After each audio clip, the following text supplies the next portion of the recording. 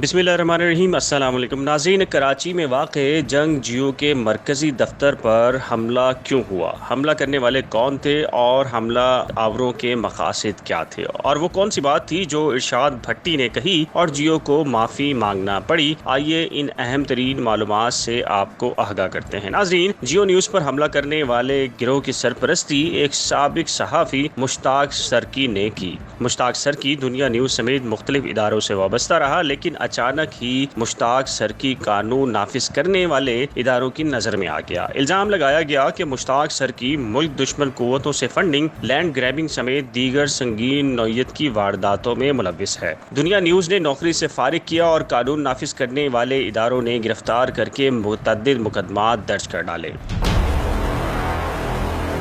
लेकिन फिर कुछ ही अरसे बाद मुश्ताक सरकी को पुरअसरार तौर पर रियायतें मिलना शुरू हुई और देखते ही देखते मुश्ताक सरकी न सिर्फ मुकदमा से बाहर आ गया बल्कि कौम परस्त नज़रिए की प्रचार और सियासी सरगर्मियों का आगाज़ कर दिया। नाज़रीन, कहा जाता है कि ये सब कुछ इसलिए हुआ कि शायद कुछ खुफिया कुव्वतों ने मुश्ताक सरकी पर हाथ रख दिया है और अंदरूनी सिंध कौम परस्त तंजीमों में एक नया लीडर पैदा किया जा रहा है। अब आते हैं जियो न्यूज़ पर हमले की जानिब। तो नाज़रीन, कुछ अर्सा कबल जियो न्यूज़ के प्रोग्राम में अपनी राय का इजहार करते हुए सीनियर सहाफ़ी इरशाद भट्टी ने नामुनासिब रिमार्क्स दे डाले कि सिंध के जलसों में भूखे नंगे आने वालों को रोटी तक नहीं दी जाती। इरशाद भट्टी ने अपनी गुफ्तगू में नामुनासिब लहजा भी इख्तियार किया, जिस पर सिंधी कौम परस्त तंजीमों की जानिब से इरशाद भट्टी के बयान की शदीद मजम्मत की गई। तो जियो न्यूज़ इंतजामिया ने फौरन माफी मांग ली और मामला रफा दफर हो गया। लेकिन तवील अरसा गुजर जाने के बाद पुरअसरार तौर पर मुश्ताक सरकी ने साथियों समेत 21 फरवरी को जियो न्यूज़ के दफ्तर के बाहर मुजाहरा करते हुए तोड़ फोड़ कर डाली। बाज़ तजियाकार इस कार्रवाई को सादा बात करार नहीं दे रहे। कुछ का ख्याल है कि चंद अफराद की जानिब से यह हमला